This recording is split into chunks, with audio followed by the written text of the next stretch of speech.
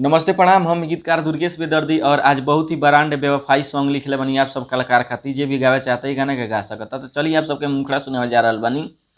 किसी सक जैसन दिल देलू तोड़ी, बोल हर जाई कहे देलू छोड़ी। अरे शीशा के जैसन दिल देलू तोड़ी, बोल हर जाई कहे देलू छोड़ी। दुखो दले बड़ू बड़ी हो, दुख दले बड़ू बड़ी हो। देतानी तो हो के सराफी किरा तारा पड़ी हो। देतानी तो हो के सराफी किरा तारा पड़ी हो। तो ई रला मुखड़ा। अब आप सबके अंतरा सुनावे जा रहा हूं। तो अंतरा सुनी कैसे बा। अब प्यारो में कोइले बारू हमारा से छल हो, नून के जैसे गोरी जईबू तू गल हो। अरे प्यारो में कोइले बारू हमारा से छल हो, नून के जैसे गोरी जईबू तू गल हो। आ कवनो दवा ना असर करी हो, कवनो दवा ना असर करी हो।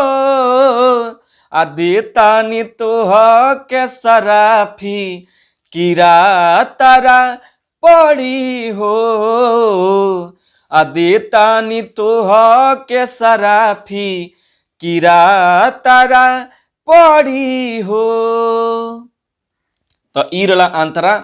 और ये गाना के जे भी कलाकार गावे चाहता तो अगर बढ़िया तरीका से गावे के बा, अगर नइखे समझ में आवत तो हमरा से कांटेक्ट कइला के जरूरत बा। हम अच्छा से गा के और डमी बना के व्हाट्सएप के माध्यम से भेज देम। और हर वीडियो में बतानी कि लास्ट अंतरा खातिर आप सब हमरा से संपर्क कर सकतनी कि भैया हमरा ये गाना पसंद बा। तो मात्र हम एक गाना एक ही कलाकार के हम लिख के देनी, जे गावे चाहता तो एक ही आदमी के एगो गाना हम देनी और आराम से आप सब गा सकतनी। और पर्सनली में जे गाना लिखावे चाहता तो पर्सनली में गाना लिखावे खातिर यूट्यूब पर डालतनी, एकरा से भी ब्रांड गाना लिखेनी। पर्सनली में गाना लिखावे खातिर पैसा लगेला। और जे नया म्यूजिक बनवावे चाहता तो नया म्यूजिक हमरा यहाँ बनेला। ब्रांड म्यूजिक कम बजट में ब्रांड म्यूजिक एकदम तैयार होला हमरा यहाँ।